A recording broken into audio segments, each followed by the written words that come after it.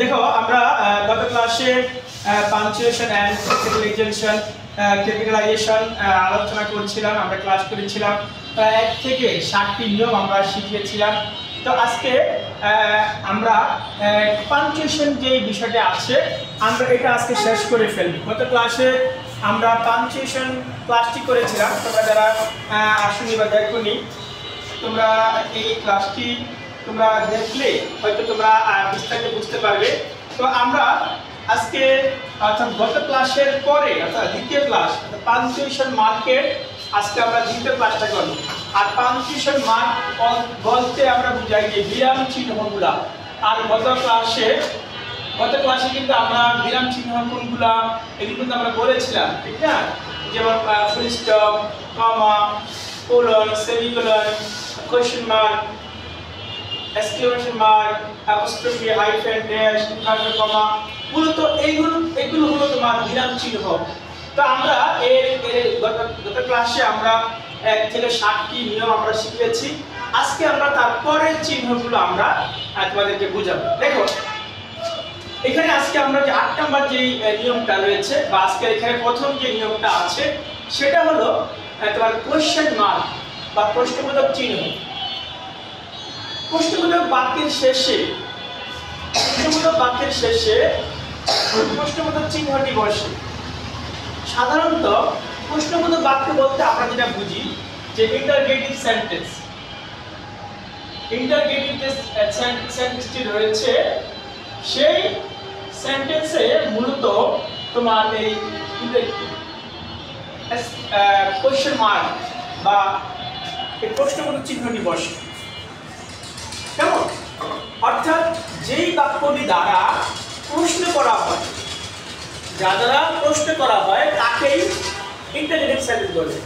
আর যেই বাক্যটা দ্বারা প্রশ্ন করা হবে সেই বাক্যের শেষে একটি প্রশ্নবোধক চিহ্ন বা কোয়েশ্চেন মার্ক থাকবে।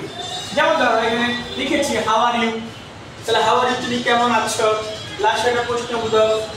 হাউ ইজ ইউর নেম, তোমার নাম কি, হাউ ইউ গেট আপ, তুমি কখন ঘুমতে ওঠো, হু আর ইউ। অর্থাৎ যে বাক্য দ্বারা কোনো প্রশ্ন করা হবে সেটা হলো ইন্টারগেটিভ সেন্টেন্স। আর ইন্টারগেটিভ সেন্টেন্সের শেষে একটা প্রশ্নবোধক চিহ্ন থাকে। অর্থাৎ তোমাদের পরীক্ষায় যখন প্যাসেজ আকার আসবে, আমি প্যাসেজ আকার তোমাদেরকে পরে বোঝাবো।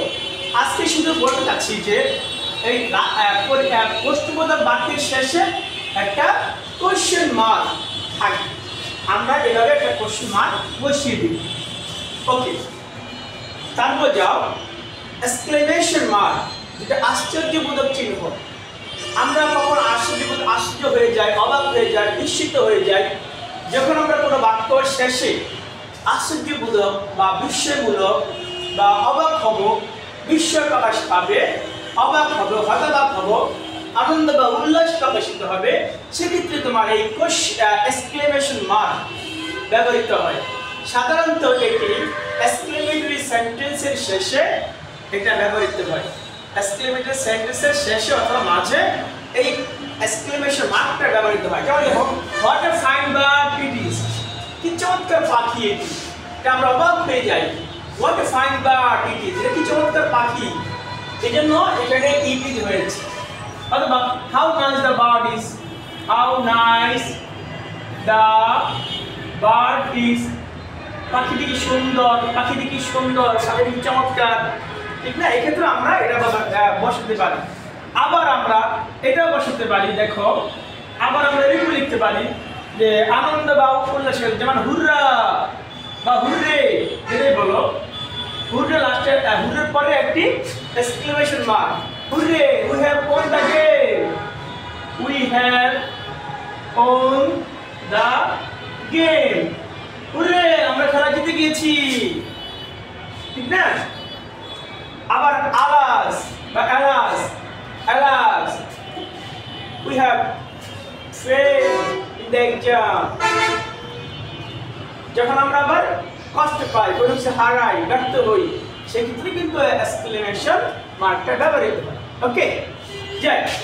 তারপর আসো অ্যাপোস্ট্রফি। সাধারণত যে অ্যাপোস্ট্রফি অর্থ হলো যে অ্যাপোস্ট্রফি অর্থ হলো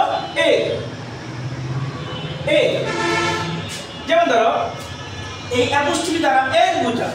যেমন হি is my friends brother, he is my friends brother. তার মানে দেখো এখানে অ্যাপোস্ট্রফি আছে না, উপরে কি আছে অ্যাপোস্ট্রফি, তার মানে এ সে হলো আমার বন্ধুর ভাই, সে হলো আমার কি বন্ধুর ভাই।